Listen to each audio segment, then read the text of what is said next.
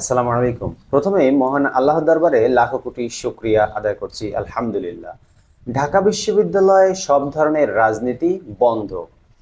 ঢাকা বিশ্ববিদ্যালয় ক্যাম্পাসে পরবর্তী নির্দেশ না দেওয়া পর্যন্ত সব ধরনের রাজনীতি বন্ধ ঘোষণা করা হয়েছে।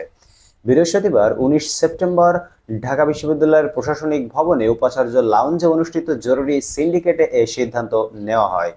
কয়েকজন সিন্ডিকেট সদস্য গণমাধ্যমকে বলেন, আজকে মিটিংয়ে ক্যাম্পাসের ভেতরে পরবর্তী নির্দেশ না দেওয়া পর্যন্ত ছাত্র, শিক্ষক, কর্মকর্তা, কর্মচারী সকল প্রকার রাজনীতি নিষিদ্ধ করা হয়েছে। তবে ক্যাম্পাসের বাইরে রাজনীতি করা নিয়ে আলোচনা হয়নি।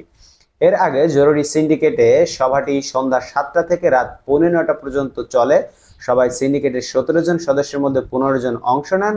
এদিকে বৈষম্য বিরোধী ছাত্র আন্দোলনের অন্যতম সমন্বয়ক সার্জিস আলম ফেসবুকে লিখেছেন, ঢাকা বিশ্ববিদ্যালয়ের সব প্রকার রাজনীতি বন্ধের সিদ্ধান্ত, নতুন এক বাংলাদেশ সৃষ্টির অগ্রযাত্রা শুরু হোক আজ থেকে। বন্ধুরা, আপনারা আপনাদের মূল্যবান মতামত কমেন্ট বক্সে জানাতে ভুল করবেন না। ঢাকা বিশ্ববিদ্যালয়ের রাজনীতি বন্ধ, এটা প্রত্যেকটি মানুষের প্রাণের দাবি যে প্রত্যেকটি বিশ্ববিদ্যালয় থাকুক রাজনীতি মুক্ত। যেমন বাংলাদেশে একটা বিশ্ববিদ্যালয় মাত্র আছে, সেটা হলো খুলনা বিশ্ববিদ্যালয়, যেখানে কোনো রাজনীতি হয় না। এরকম প্রত্যেকটি বিশ্ববিদ্যালয় যেন রাজনীতি মুক্ত ক্যাম্পাস থাকে, প্রত্যেকটা ছাত্র যেন স্বাধীনভাবে চলাফেরা করতে পারে, লেখাপড়া করতে পারে, গবেষণা করতে পারে।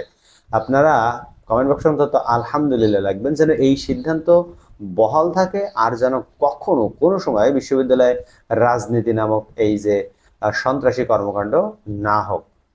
ধন্যবাদ সবাইকে ভিডিওটি দেখার জন্য। দেখা হবে পরবর্তী ভিডিওতে। অন্য কোনো খবর নেই, সেই পর্যন্ত আপনারা সকলে ভালো থাকবেন আল্লাহর রহমতে। এবং আমাদের চ্যানেলটিকে সাবস্ক্রাইব করতে ভুলবেন না। আমাদের চ্যানেলে ৩,০০০ সাবস্ক্রাইব হয়েছে। যারা সাবস্ক্রাইব করেছে তাদেরকে অসংখ্য ধন্যবাদ। যারা আমাদের ভিডিওগুলো দেখতেছেন তাদেরকেও অসংখ্য ধন্যবাদ। আল্লাহ হাফেজ।